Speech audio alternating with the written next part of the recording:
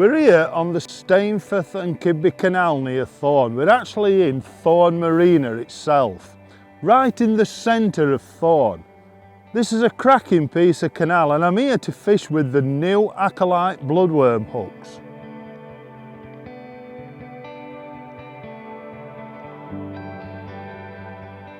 And as you can see, these are fast becoming one of my favourite hooks for bloodworm fishing.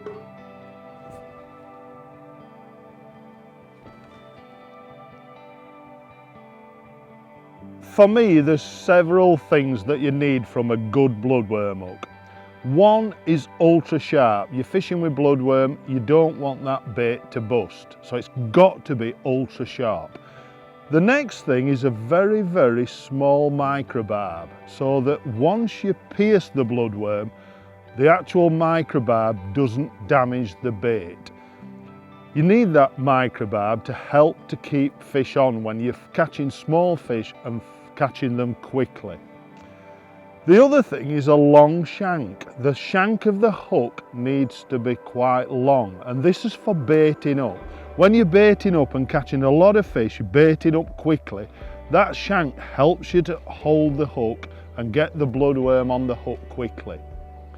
Now, what's been a big problem in the past, a lot of ultrafine bloodworm hooks, the actual shank has been able to bend, and it's been quite a bit of a nightmare for me with quite big fingers actually taking the hook out and often bending the shank of the hook. But of course, with the new Acolyte, they're much, much stronger. The bloodworm hook is so strong that even for me, I can take that hook out of the fish quite easily. These hooks are a classic, traditional bloodworm type pattern, and they also have a lovely dark red finish. The actual hook strength and durability becomes more noticeable in the ultra fine wire gauges. These hooks really do represent a major step forward in high-tech hook production. There's 4 sizes of this hook available, from a 16 down to a 22. Of course, the name of the hook is a bloodworm hook, but you can use other baits with them. Today I fish with just a single live maggot at times, and also pinkies because I've been looking to catch skimmers. And sometimes they're not always just, it's not always just bloodworm fishing. So you can use other baits as well with these hooks. Today I've caught skimmers up to £1 and quite a lot of perch.